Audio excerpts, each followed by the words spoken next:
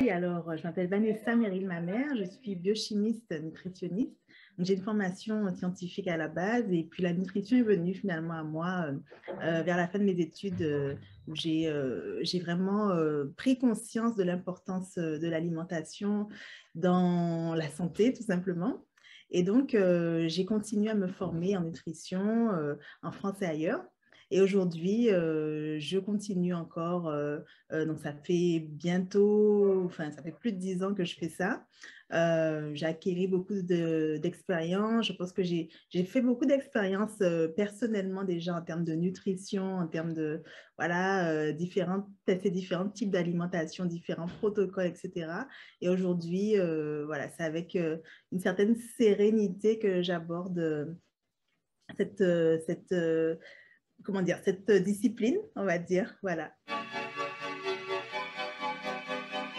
Oui, pour moi, donc la cuisine afro-caribéenne renouvelée, c'est en fait redécouvrir finalement la sagesse de nos anciens qui avaient les aliments, des plats, des façons de présenter les aliments, de préparer les aliments qui étaient spécifiques et qui sont un petit peu mises à l'écart aujourd'hui, vu que c'est plus trop à la mode. Je pensais à un plat typique en Guadeloupe qui est la soupe à pied.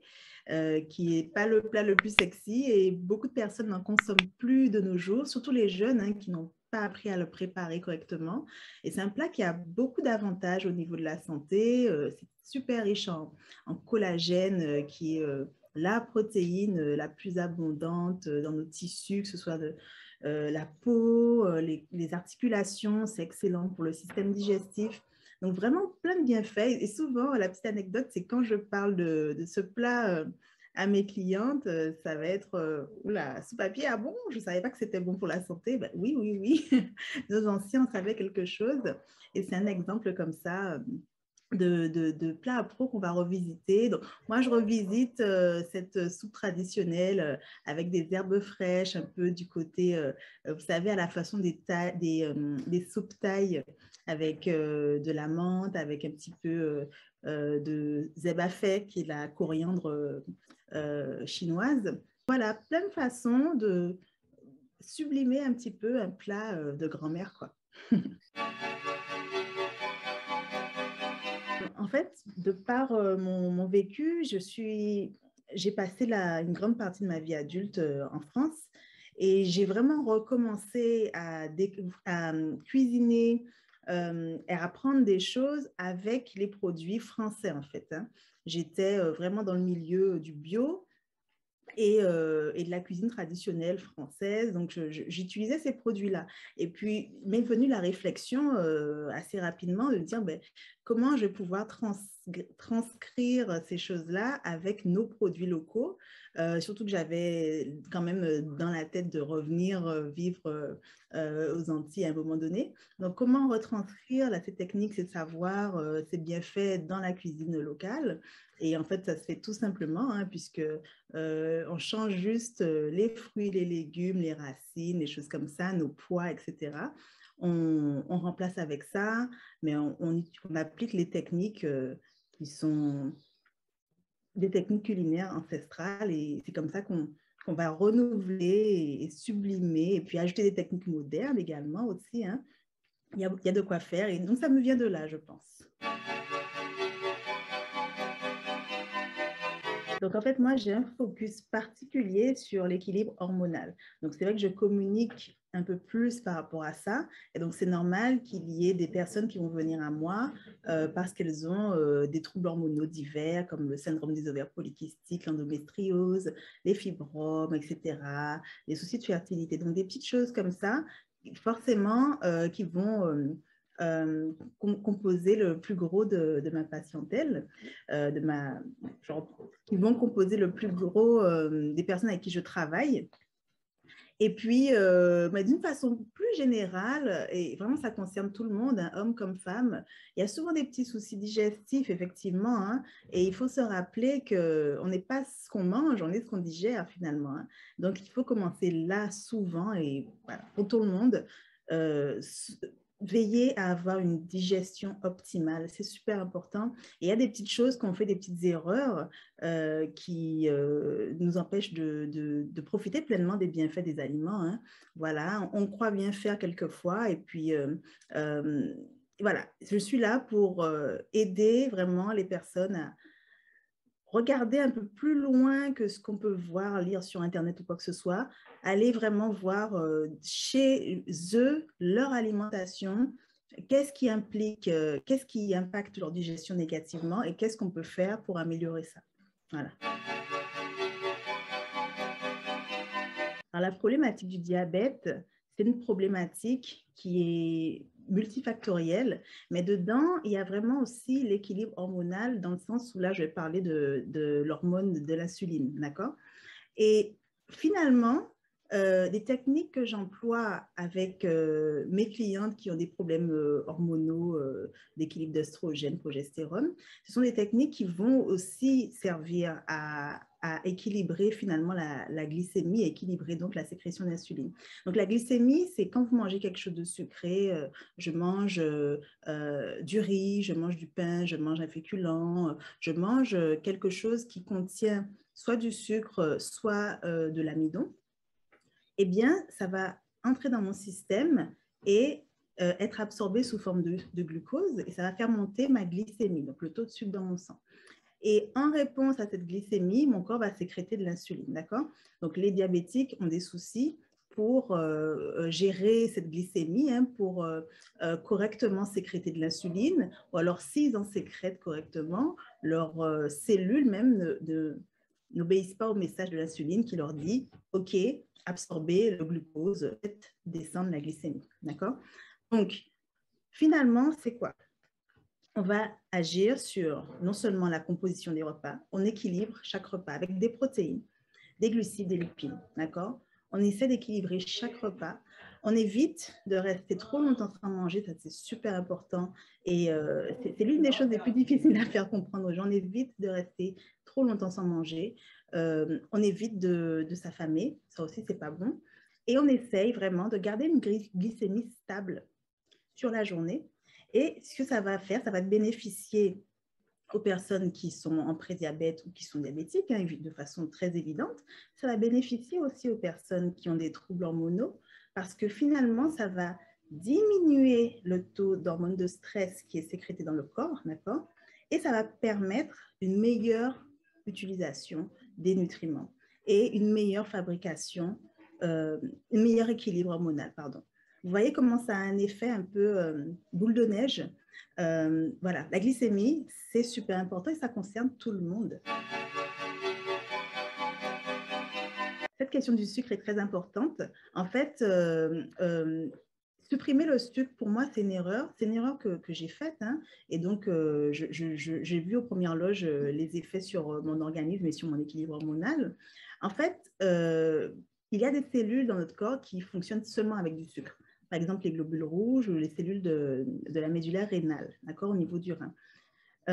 Non seulement ça, mais en plus, notre cerveau est un gros consommateur de glucose, ça tout le monde le sait. Certes, il peut consommer autre chose que du glucose, mais c'est un gros consommateur. Donc, il y a finalement un besoin de sucre dans notre corps. Et même si vous essayez de supprimer complètement ou alors de réduire au maximum votre consommation de sucre, votre corps aura toujours besoin de sucre, donc il va en fabriquer. Et ça va être aux dépens de vos tissus, hein, du muscle notamment. Et en tout cas, ça va avoir un impact négatif sur votre équilibre hormonal. Donc, c'est une première chose, supprimer le sucre, non. Ensuite, est-ce qu'on peut, par contre, supprimer des produits sucrés qui n'ont aucun intérêt nutritionnel? Oui, bien sûr, ça c'est tout à fait logique aussi. Hein. Si on a une consommation de soda, de toutes sortes, qui est vraiment excessive, c'est une bonne idée de supprimer cette consommation de soda parce qu'on ingère certes du sucre, mais on ingère surtout des additifs chimiques. On va ingérer beaucoup de gaz et d'acide phosphorique qui va perturber la digestion. Enfin, il n'y a pas, il y a vraiment aucun intérêt. Si on consomme du sucre sous forme de fruits, en revanche, eh bien là, on voit qu'il y a un intérêt nutritionnel, puisque dans les fruits, on va avoir de la vitamine C, souvent énormément. Nos fruits locaux sont super riches en vitamine C, qui est un antioxydant majeur, qui permet de fabriquer du collagène, qui permet vraiment d'avoir des effets positifs sur la santé, sur beaucoup de points. C'est bon pour le système immunitaire, etc. Et donc, la consommation de fruits est très bénéfique. Qu'est-ce que je peux dire d'autre? Des sucres, on en a sous différentes formes. On en a aussi sous forme de lactose dans le lait, notamment, enfin surtout dans le lait, puisque les produits laitiers en contiennent très, très peu. C'est un sucre qui est super intéressant pour le cerveau, hein, le lactose. Et puis, on a du sucre dans les féculents. D'accord? Quand vous mangez un morceau d'igname, une patate, vous ingérez de l'amidon. L'amidon, c'est quoi? Ce sont des molécules de glucose, des molécules de sucre qui sont attachées et qui composent cette molécule d'amidon. D'accord? Donc, les produits locaux et les racines et légumes pays regorgent de sucre. Donc, il est hors de question de les retirer de notre alimentation, n'est-ce pas? Notre corps en a besoin, on se sent mieux, on a plus d'énergie. Donc, la question du sucre, c'est une fausse question, en fait. Finalement, c'est je supprime les aliments ultra transformés, les choses superflues de mon alimentation, et je remplace donc par des choses qui sont bonnes nutritionnellement et des choses qui sont naturelles. Par exemple, en local, je pense au miel local. On a des super miels qui sont primés avec des médailles à chaque fois qu'ils vont au concours, au concours agricole. On a aussi du sirop batterie. On n'y pense pas. Le sirop batterie, c'est du jus de canne évaporé, hein, tout simplement. C'est du jus de canne un peu plus épais. C'est excellent puisque ça contient énormément de minéraux et d'oligo-éléments. Mais c'est du sucre, voilà, c'est du sucre. Donc, il ne faut pas démoniser le sucre. Le sucre, on en a besoin.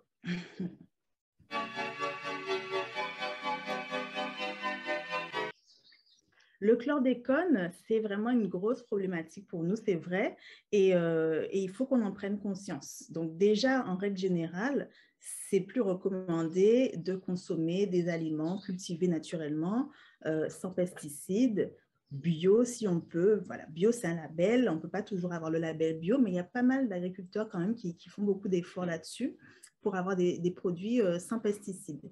Le problème du chlordécone, c'est que c'est une molécule qui est persistante, donc qui va rester vraiment dans la terre. Et tout ce qui est racines qui poussent dans la terre, et ben, on va être plus chargé en chlordécone que des fruits, comme du fruit à pain, des bananes, tout ça. Il n'y a pas vraiment, il n'y a pas de problème de chlordécone pour les fruits, mais c'est surtout pour les légumes racines. Et donc, ce qu'il faut faire et ce qui est efficace, c'est de les éplucher de façon épaisse en épluchant 1 centimètre de la peau. Ça, c'est sûr. Ce qui est mieux, c'est de s'assurer d'avoir des racines qui viennent de terre propre. Hein. Donc, il faut parler avec votre agriculteur, il faut parler avec les gens. Vous pouvez aussi faire analyser la terre si vous faites pousser vos racines chez vous. Hein. Le JAFA propose des analyses gratuites. Voilà, donc le problème est là pour les fruits et les légumes, c'est pour les légumes racines et les choses qui touchent le sol hein, aussi, comme par exemple, ça peut concerner des concombres, les courges, les choses comme ça. Donc, géomont, ça peut concerner les choses qui poussent au contact du sol. Mais sinon, il faut considérer ce problème-là pour ce qui est de la viande et des produits laitiers. Bon, produits laitiers. Donc, on n'a pas vraiment de produits laitiers en Guadeloupe, en tout cas, qui soient commercialisés. On n'a plus, malheureusement. Mais les viandes, effectivement, il faut savoir que dans tout ce qui est tissu gras, tout ce qui est graisse, c'est là qu'éventuellement va se concentrer le chlordécone si jamais il y en a. Donc là, il faut vraiment s'assurer effectivement que ce soit de la viande d'un animal nourri à l'herbe, mais il n'y a sans chlordécone. Mais de toute façon, il y a des analyses aussi qui sont faites. Hein, donc, je ne veux pas non plus faire peur puisque c'est très contrôlé. On est très au courant de ce problème de chlordécone. Tout est très contrôlé. Donc, il n'y a rien qui sortira dans votre boucherie ou dans votre supermarché en local qui soit blindé de chlordécone. Vraiment, c'est très peu probable. Ça vient, le problème peut venir si vous achetez des choses hors circuit. Voilà, donc c'est simplement soyez soyez vigilants par rapport à ça.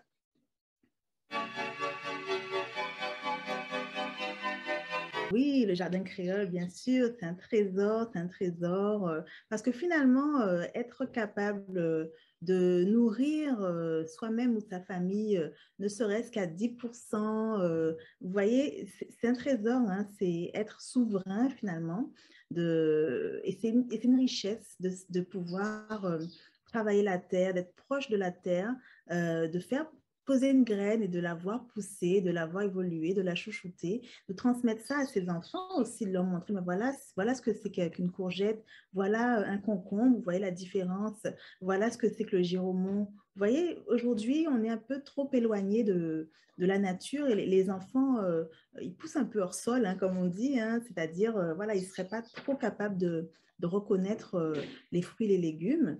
Et le jardin créole est vraiment indispensable, même si on a un petit carré où on a des herbes, mais c'est déjà ça, c'est déjà ça. Donc oui, c'est un trésor. Donc la phyto et l'aromathérapie, c'est vraiment l'utilisation des plantes ou des huiles essentielles pour se soigner, pour soulager des maux du quotidien, d'accord? Donc, aux Antilles, c'est un hotspot de la biodiversité. On a énormément de plantes qui ont aussi des propriétés médicinales.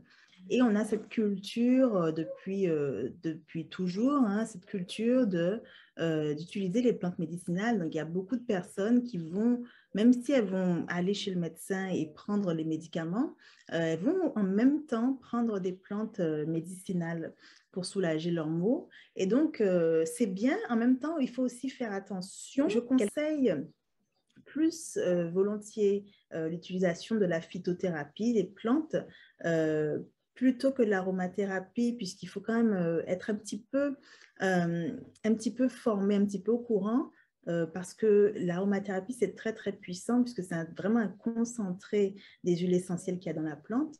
Il n'est pas, je ne conseille pas d'en utiliser trop et trop souvent non plus. Mais pour des situations ponctuelles, c'est vraiment utile. Donc, je reviens à la phytothérapie. Hein. Eh bien, tout simplement, pour des petits maux du quotidien, on a mangé quelque chose, mais on n'a pas bien digéré. Ben, on va se faire une petite infusion avec de la toumo, avec du fond basin, avec, pourquoi pas, du gros thym. Et puis du gingembre aussi pour le goût et pour bien sûr l'activité sur la digestion. Et tout ça ensemble, eh bien, ça va nous aider à digérer et à pouvoir repartir sur le bon pied. On a énormément de plantes et je peux citer aussi pour le soir si on veut un petit peu déstresser et puis dormir tranquillement. Et on va se faire une petite infusion avec de la brisée, la 3 tasses.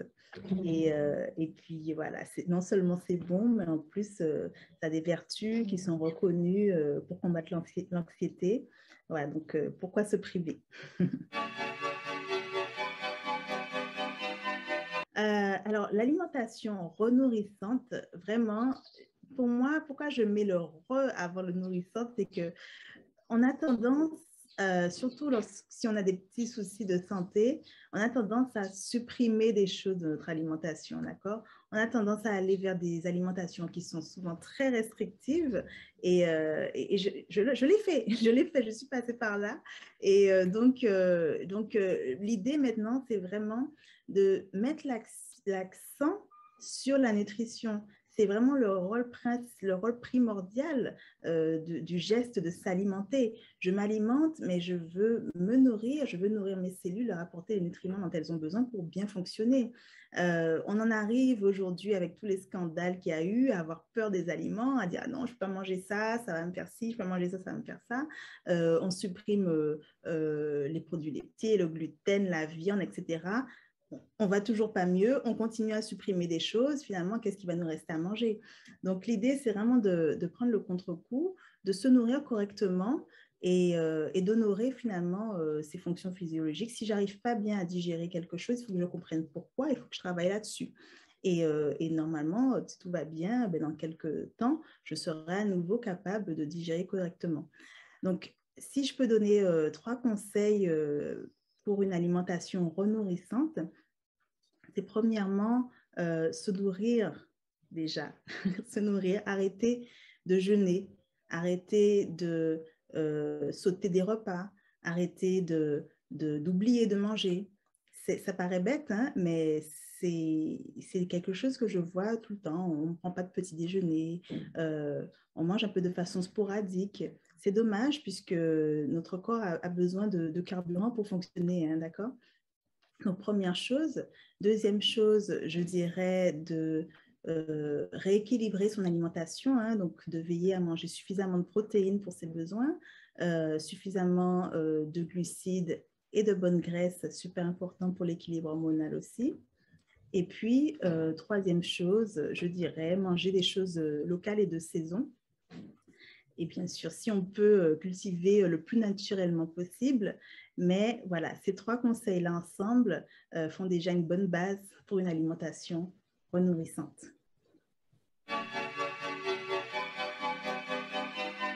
Je dirais que j'aimerais qu'on prenne conscience que notre corps a des capacités extraordinaires. Il est capable de se régénérer. Donc, il y a beaucoup d'espoir, hein, même quand on se dit, ça fait des années que je ne vais pas bien, je ne sais plus quoi faire, voilà, j'aimerais être comme ci, mais j'y arrive pas, j'ai des problèmes de ceci, de cela. Si tu donnes à ton corps les nutriments dont il a besoin pour bien fonctionner, eh bien, il va te le rendre au centuple, il va bien fonctionner. Il faut juste être patient, c'est vrai, et être régulier, c'est-à-dire, voilà, c'est pas en une semaine ou en un mois de régime miracle que les choses vont s'améliorer, mais ça va être sur plusieurs mois, voire 1 ou 2 ans, selon les personnes, selon les situations. Donc, voilà, mon corps est puissant, il a cette puissance, il peut se régénérer, mais vraiment, c'est pas en faisant des restrictions, c'est pas en ne mangeant rien que ça va se faire, c'est au contraire en se nourrissant correctement.